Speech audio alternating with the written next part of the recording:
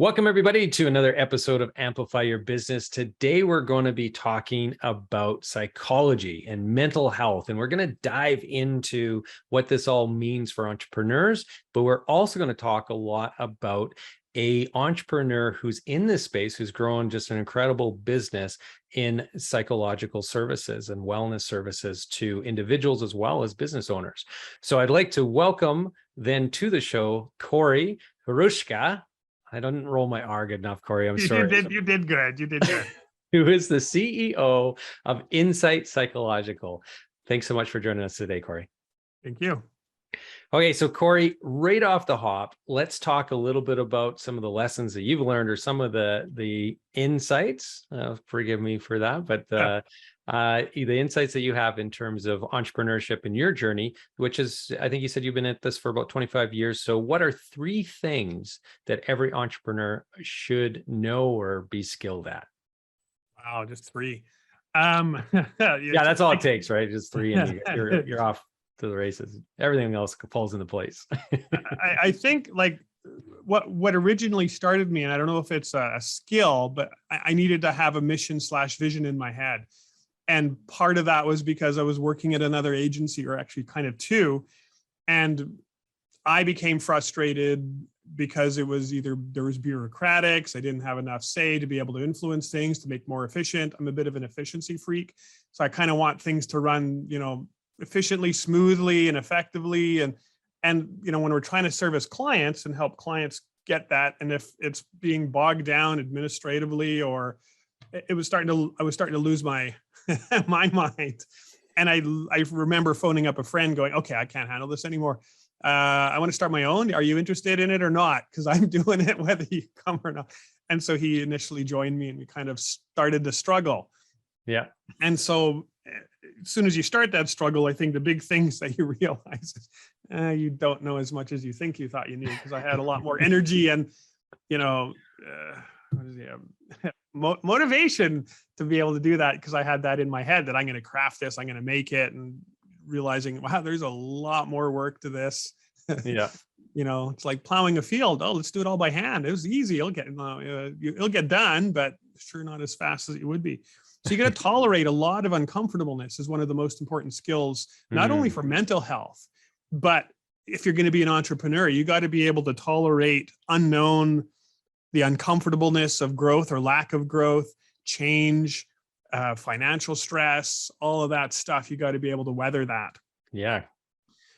Tolerating risk is the other one, because there's no guarantee. When I was doing this, I think in the first 3 or 4 years, probably almost went bankrupt 3 or 4 times. Yeah. Because I had to leverage my house to be able to pay the bills, and I was working 2 jobs to pay the bills for the 3rd while I was working at the 3rd. And that was running, I think some of those weeks were 90-hour work weeks, because if I didn't, the mortgage is still getting pulled out, the rent is being pulled out, everything, it disappears once you kind of lock into some of those commitments. And so you now have to commit to it and work on it, or you don't survive.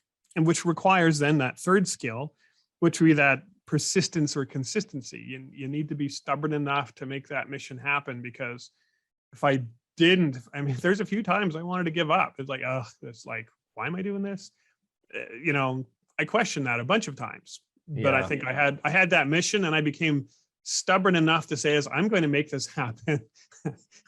Hopefully, if it doesn't kill me. But it was kind of in that mindset of just getting that inertia, getting that beginning traction, and hopefully trusting the process that I could do it. It became a mission to me that I didn't want to fail at it. And so that was my risk. Yeah. Yeah. And isn't that the truth, right? Like, you have to have a certain level of stubbornness and persistence, and that at the same time as balancing that with the flexibility that's required to kind of roll with the punches and adapt and adjust and pivot businesses and strategies and so on. Right. So it's quite the characteristic, soup that we all have to kind of live through or bring into our businesses or into our psyches. So speaking of which, your business, so 25 years, you've been at this now, I think you said. And so Had our anniversary, I think, this year. Yeah. So is it's it? 25 years this this summer. Yes. Oh, June, I think. congratulations then. Yeah, that's incredible, right? I mean, that's a huge legacy, and the success that you guys have had. You're in 6 locations across Alberta right now, and you also are doing a bunch of stuff remotely out into the east coast of Canada. The awards, that's where you and I just most recently bumped into each other, was at the Alberta Business Awards of Distinction. You walked away with an award there, which is really exciting. And so you're getting the recognition. And obviously you're experiencing lots of success. And so tell me a little bit about your business and how you achieved this level of success in the 25-year track record now. I don't know if I can give you a coherent answer because it was like a journey. I mean, I guess so. Regarding the business, so you want to know a little bit about like what does a psychological practice do, or what is it? Yeah, totally. Well, I mean, we deal primarily with, I call it people problems. You know, I don't know if it solves the people problems, but our job is to help support and or, you know, help them work them through, or at least understand or knowledge or assess what's going on. And so as a psych service, we typically will do either counseling or assessment services. And within the counseling, that could mean, I mean, commonly we'll do a lot of mental health issues, which is right now with COVID. We hit an initial drop, but then a surge because of the, you know, the stress, the anxiety, the work issues, the return to work issues, the conflict, the substance abuse issues that have been occurring from that. So a lot more people have become aware of it, supportive of it, and or even needing of that. And so we've been there to provide kind of that multi-psychological discipline to help kind of all those key areas with trauma. My main specialty is a sex therapist. So that's kind of the other sexual issues that I tend to do a lot of work with. And so on the other side is kind of the assessments. And the assessments typically may include, you know, kids going to school, psychoed assessments, personality. We do forensic assessments, return to work. So that includes not only corporate care stuff, but kind of I think I got 350 or more psychological assessments, which all measure different things that would be wanting, you know, to be assessed. Yeah, and in particular, one area that I think our audience would be really interested in hearing about too is your Insight Entrepreneur Care side of the business as well. So you're offering very specific services to entrepreneurs. Yeah, and that goes both to the corporation stuff, because we have corporate care and the entrepreneurial care. And the corporate care would be helping businesses and corporations take care of their employees and know what's going on, and or train the management, senior management, in terms of how to either do that well or to be aware of psych issues. And so there's also the entrepreneurial care, which is taking care of those CEOs, kind of like call it like a high performance vehicle.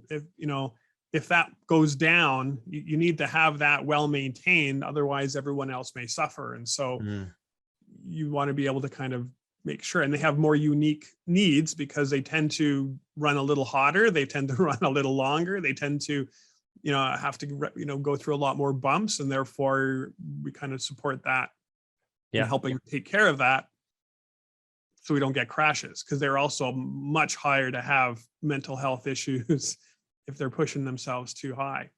Yeah, well, and I think that's the thing that a lot of people don't realize. And I've definitely had a lot of conversations with entrepreneurs. And so, when we're not recording, then sometimes some of that, the mental stresses, the conversations about that is coming through. And I just had a great one yesterday where I was talking to a fellow entrepreneur, somebody that I really respect and have known for quite a while. And there was some frank discussion around just mental health and just the toll that COVID had on us as business owners and on her. And I can totally relate to it as well, where, there was other segments of the population in which COVID actually slowed things down for them. Entrepreneurs, on the other hand, even if their business slowed down, they themselves were working, it seemed like, a lot of extra hours and a lot of extra strain and stress, because you have the responsibility of all these people and the families that, that are being fed by their salaries and that. And so trying to keep everybody going and keeping your business afloat. And then, all the business development had to go into overdrive because there was just, in the early days anyway, such little business happening because everybody just kind of put a pause on spending money and just kind of holding their cash, as it totally makes sense to do. But what happened though with a lot of the entrepreneurs that I know is they were just going hard. And then once COVID, things started to relax and business kind of got back to normal, then for some businesses, there was a bit of a surge. And in others, they maybe there wasn't a surge, but this pace they've had to keep up with. And it seems like it's been just a 2-year marathon that a lot of us have been running on. Is that something that you're hearing when you're talking to other entrepreneurs? Is that something that they're relating? I am. And there's different mindsets with entrepreneurs or versus even business owners, because they're slightly different, I would say, if I'm going to be nitpicky regarding terms. Like your entrepreneurs are the ones that they're always thinking about new angles, because you got to be creative in terms of working with what you have. And they're the ones that may grow with the business as an opportunity. Because a lot of businesses could go, well, hey, we're just not taking any new clients. We're full and this is where we stop. So go find someone else, or else someone can do that, right? And so that entrepreneur is, how do you now adapt to the circumstance to keep things moving forward or growing? Whereas a business owner may or may not do that, depending on whether they've achieved their goals in terms of their head or how much work they want to do. So they're almost like different mindsets in that. Yeah.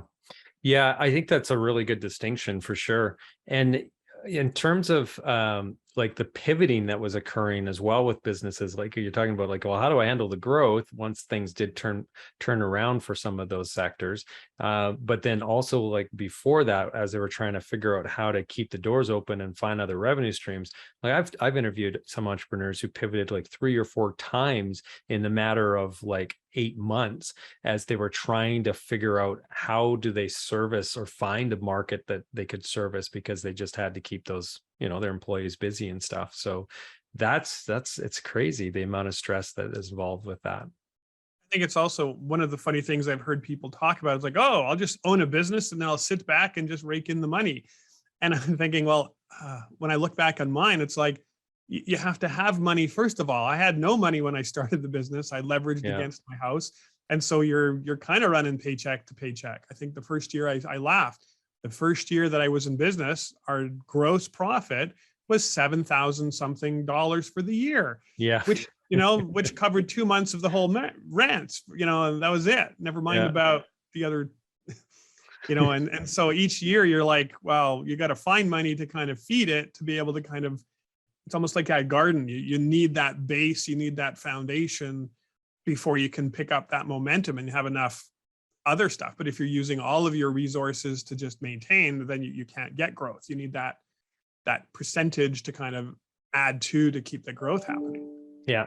So now, working with other entrepreneurs, yourself, as well as you being an entrepreneur and an expert in the psych services, what would be, in your opinion, the best things that entrepreneurs can do to manage that, to manage the ups and downs and all the demands and stuff, so that they do have that can maintain that mental health?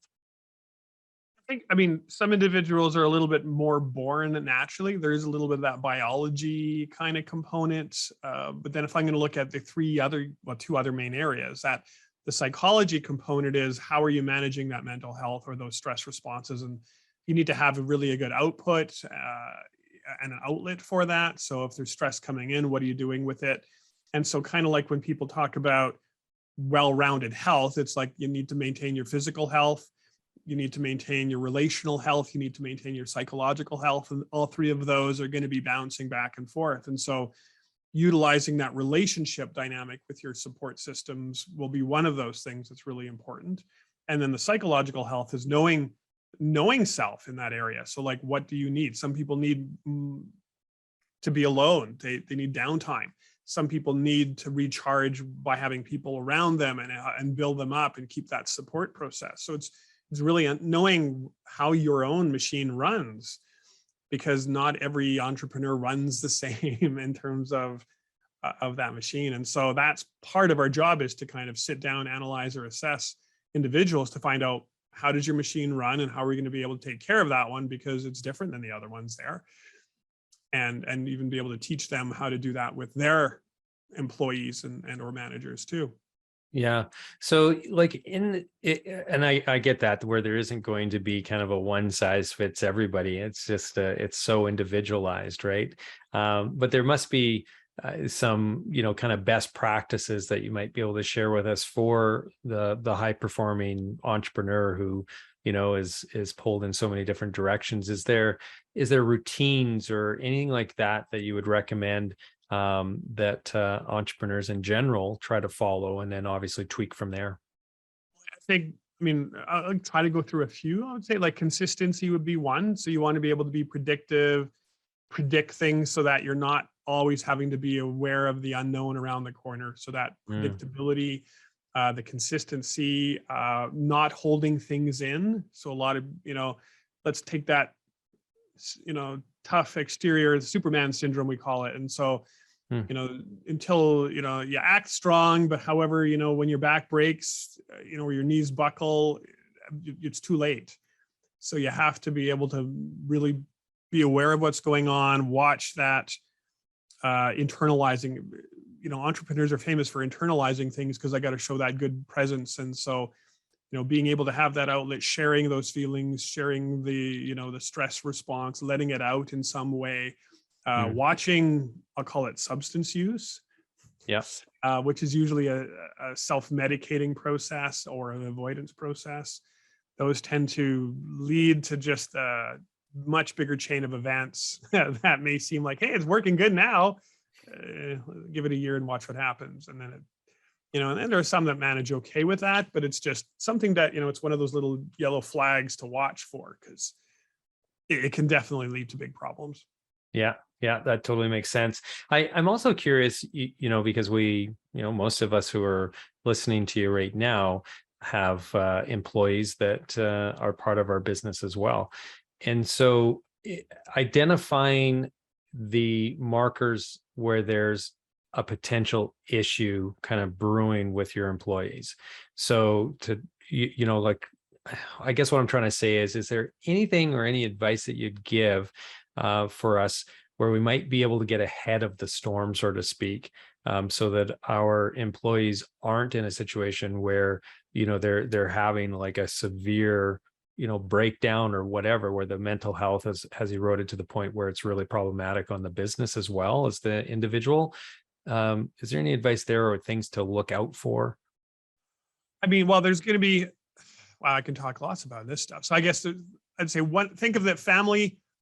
What's going on in your family can impact and contaminate your stuff at work. And so listening to, are there any family issues, stress response issues with late or absences at work, performance, injuries, those kind of things are going to be your more blatant kind of statements. And that means you got to listen to the employees and what they're going on. We've actually created something, part of this is MyPsychPulse. We've created an online platform for our businesses to be able to allow their employees to take an online screen to evaluate where they're at, that is confidential. They get their own report. Not even we have access to the reports or the results, but we do collect the aggregate data, which means that if they belong to an organization, the organization can get some statistics on how their company is doing from a mental health perspective and what areas they might need to pay attention to. And so that's what we've kind of helped to help support some of the corporate care side, and the individuals, because then they can see if there's an issue with them. If they're curious, it's free, for the companies that we're dealing with, and they can get their own gauge on where, which area might be a problem and need some attending to. Mm-hmm. Mm-hmm. Yeah, that's a great tool, and I think a huge resource. Is that something that that employers, entrepreneurs can access through your website or something, or is this something they have to be enrolled into a program with you, or how does that work? Yeah, there's normally, I think they have to be part of the program, but it's free for their employees, and so yeah, we just kind of opened it up last year, I believe, is when it kind of came and started. And so I'm not 100% on the requirements now, because I know all clients of Insight get access to that once they're a part of that. And then it's just checking with, there's different plans I think we have depending on what they want. And so it's relatively inexpensive to be able to get that screen stuff done. Yeah. So now just pivoting a little bit back to your practice and your entrepreneurial journey, like having 6 locations across Alberta, I mean, that's a heck of an accomplishment in 25 years. What do you think you would, really be able to pinpoint that success on? What are the keys to that? Well, I mean, initially, and there's lots of goodies in there, I bet. After a certain point, I think there was kind of I call it like a geometric sequence. The first 10 years were a struggle. And after that 10 years, and again, in talking with my wife, who's that business stuff, like, oh, it should have been much faster. It's like, well, not from a psychologist in my head, because I don't know anyone else that is doing that, and so it's her thinking in that business mindset is like, oh, here's how you do it. It took me years to even wrap my head around it. But I think when we hit probably around year 12 or year 13, that's when things really started to kind of lock in and we got that inertia. And then we kept growing, and then, passing, the goals that I was initially think I could ever do. And then the last 5 years have been just, it's almost moving, I wouldn't say a geometric sequence. It's like, once you have a foundation of that base, you can now take some of that equity from that and utilize it to hire more business, like business administrators who know what they're doing, can be able to go out there, spend the time in marketing, really create some good products that I was doing in the past. And so being able to support your infrastructure first to be able to propel it forward so that you can have a good product and be able to and have the admin and support be able to answer that, answer the phone as fast as they can.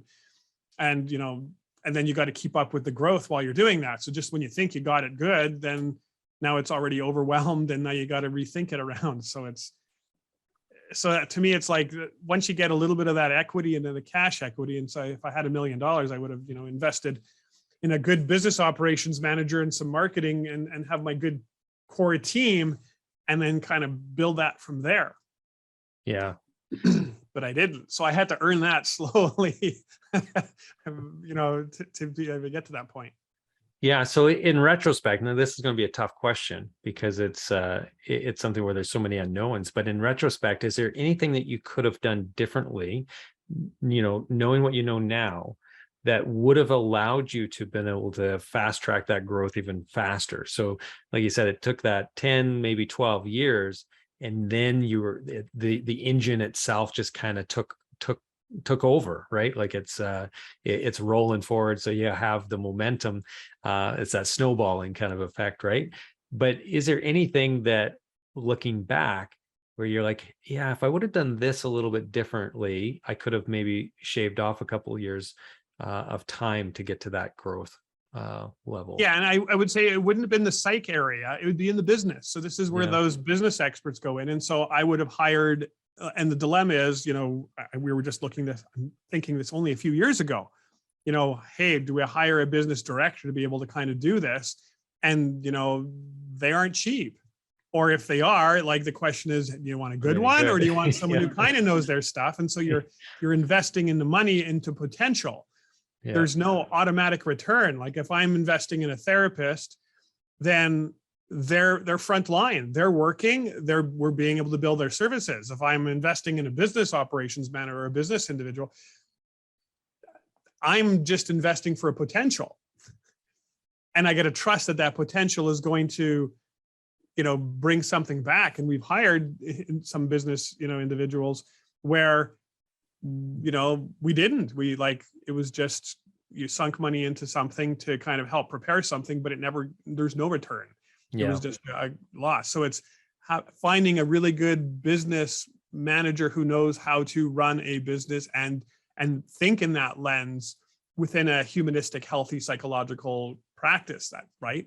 Yeah. And so that would have been requiring me to get a bigger loan, invest in a possibility, know how to pick that person, which I don't know if I would have been able to back then, because I'm like, sure, you have a piece of paper. I kind of, you're speaking a whole different language than me regarding business. I guess you know what you're doing, and just show me what you can do. And it could have been like, hey, thanks for the salary.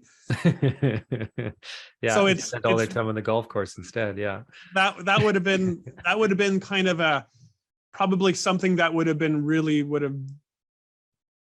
jet setted it up forward, is because they would have set the structure and the protocol and the format and the lens for growth, and that, I wouldn't have known. I kind of known from working in other companies, but it was, third party almost, like, oh, I know they're doing, I don't know what they're doing. And I don't write policy and procedure, and I don't write structure or business planning I was going off the hip from I think I was 24, 20, maybe not 24, 27 when I started, like, okay. And so I didn't know anything. Yeah. I thought I knew things. I I knew it just enough to work with my partner at that time. Between him and me, we figured things out, because we both have different personality, and he was a lot more attending to detail and kind of the administration stuff. And I was more like, I'll go chase and I'll go get the stuff and kind of organize the big stuff. And so we worked really well beginning in terms of synergizing those components to set that structure. Yeah. So you mentioned about, obviously hiring that right person from the operations standpoint, and not really knowing how to do that.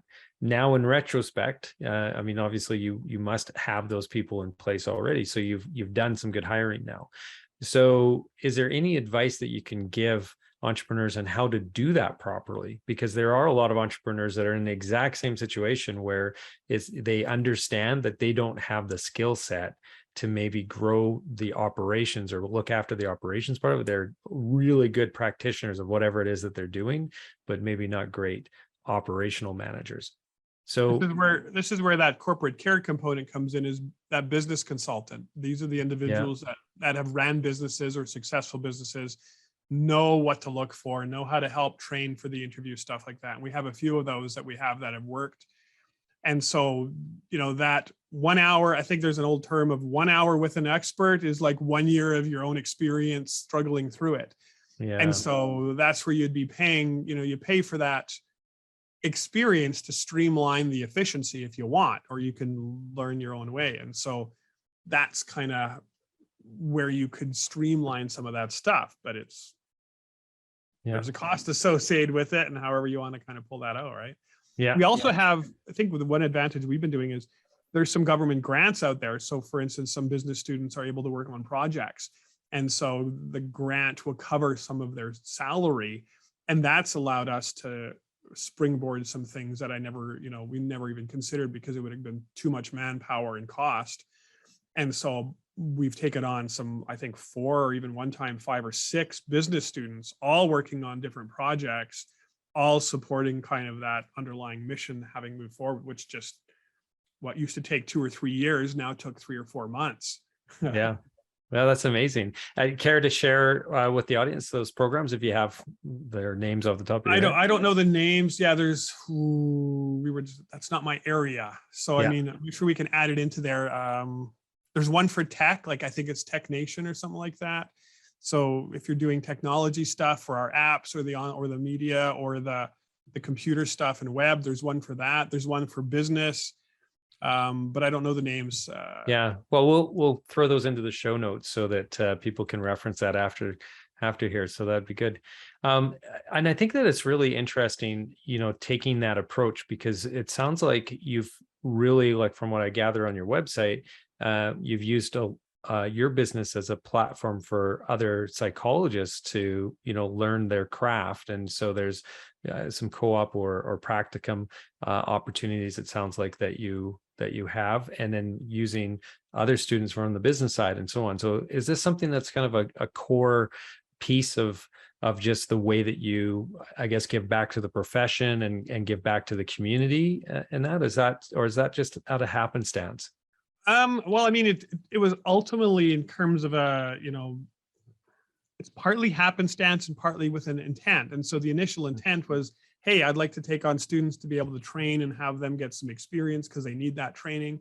And then it just kind of picked up some speed. And then again, it's, you never know what happens when you plant that seed. Now it's grown into a machine where we had 60 individuals apply for our 5 positions. We're in January, we already interviewed for January for 2 or 3 positions for the practicum students. And we're investing now into the practicum students to allow them to be able to come on as therapists later on. So it's kind of now we're training them, they're getting good experience from a broad spectrum.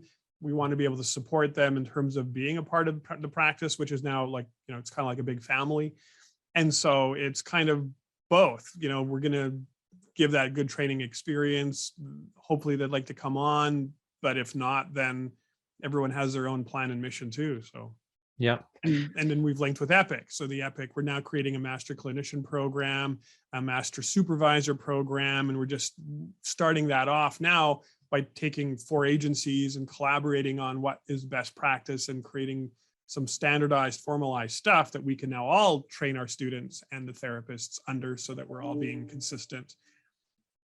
Yeah, no, that's exciting stuff. And I'd imagine, as with most businesses that are really in a growth mode, it's the recruitment part that can oftentimes derail the growth because you don't have the right people in place. And so by being so active and involved in helping these individuals get their career rolling, you're able then to also use that as a recruitment tool too, right? So that's helping fuel your growth as well, I would think.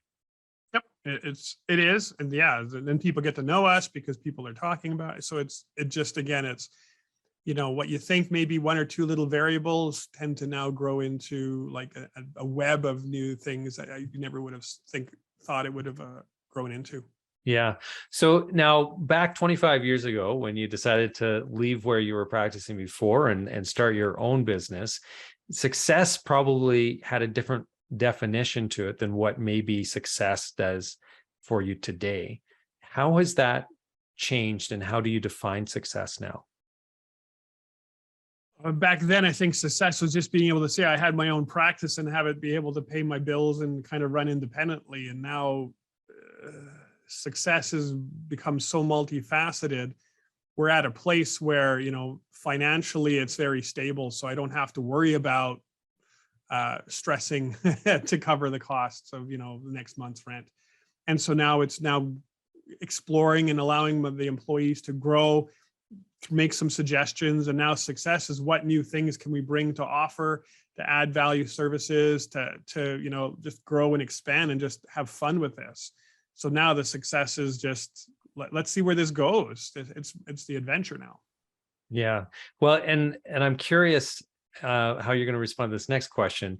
But I think I might have some insights into that just based off of what you just finished saying. But what keeps you motivated to continue growing the business? Because after 25 years, right, that's quite a duration in doing something, and that you might have a strong passion for. Even in those circumstances, it becomes a little bit of routine and the grind and so on. So what keeps you motivated and excited to continue to grow your business? I think I don't have that grind as much. It's so much change going on because we keep having new programs. Like I'm not just practicing. Before you might have been just practicing. So now I'm training trainers, I'm training supervisors. I'm now having to think in much bigger ways. And then as the new programs coming in and seeing the change that other people are wanting to add in and bring their stuff, that's where that new novelty come in. So my job of doing therapy, I still enjoy my area of what I'm, working with. So which I'm also the expert in that area, but it's more like seeing the new change and new people coming through, having them contribute and input new options, and then going down that rabbit hole to see if there's something from there. That's that enjoyment. It's like an adventure, right? I never know what's going to happen every year. And when I just say, well, you never know. Like, I'm never going to say no, because I've eaten my words enough times. Well, say the adventure part is where I thought you were going to end up, and so you got right there. So that's good. I kind of figured that's what it might be. So it's a challenge, right? It's everything's always evolving and changing, and so that's the one thing that I love about being an entrepreneur is that it's frustrating as well that every day is a slightly different day. So it's hard to get that consistency that you were talking about, which is really helpful for mental health purposes, but it's also still really exciting and exhilarating to have that change and to have new challenges every month, every year, right? I think the awards were also an interesting thing. When my wife Henrietta brought in, she's also the business partner in here, and so she brought these awards as possibilities because I've never even heard of them, never even thought about it, and so it becomes now things to chase. It's like, oh, these are things that are excellence. These are things that would, and so now it becomes, I never thought about doing it in that way. And so let's see if we can, up our standards and keep chasing these higher standard awards. And so that's kind of another fun thing to just kind of add on the list of let's go chase this and see what happens. Yeah. Yeah. Well, and it's obviously been working, and you're being recognized for it, because the ABAD award wasn't the only one that was on your website. I saw there's a whole list of them. So you're definitely getting lots of recognition for the great things that you guys are doing over there. So thank you very much, Cory. I really appreciate you taking the time today to share with us a little bit about your business, as well as some of the things that we should be aware of when it comes to mental health, and especially as entrepreneurs who are taking on so many stresses and navigating some what has been uncharted waters the last couple of years. And so I really appreciate it. And I know that there's going to be a lot of people listening to this that would have had some great takeaways. And if they wanted to, get in contact to learn a little bit more about the program, what's the best way to reach out or to find that information? Well, it's on our website. So we have the corporate care website and we have the Inside Psych. So they're all connected. But even if you phone the front desk or even just pop an email to our directors, and they can send you to the right person. And so, yeah, it depends on what issue we're looking for, right? If you're looking for counseling services for the entrepreneur, you can either go through the standard intake, on the front desk, or you can go through our corporate care website and talk to them. And then they can kind of craft and kind of tell you what the options are. So there's lots of ways in, just kind of keep asking those questions. And then worst case, you can ask me directly, have them, and I can point them in the direction, because they're usually going to talk to me if there's any questions too. So sounds great. Yeah. And so for those of you who don't know the website already, it's insightpsychological.ca, and just head over there and there's a contact button there, and obviously surf around in the business services section is where you're going to see that entrepreneur care program. So yeah, thank you again, Cory. Really appreciate you taking the time today. You're welcome. Take care. And for those of you who appreciated and enjoyed this episode, head over to amplifyyourbusiness.ca to find all of our past episodes, as well as our future ones, of course. And if you prefer to listen to this as opposed to watch it, you can head over to any of your podcasting platforms of choice and search Amplify Your Business, and you're going to find us there as well. So until next time, everybody have a prosperous day.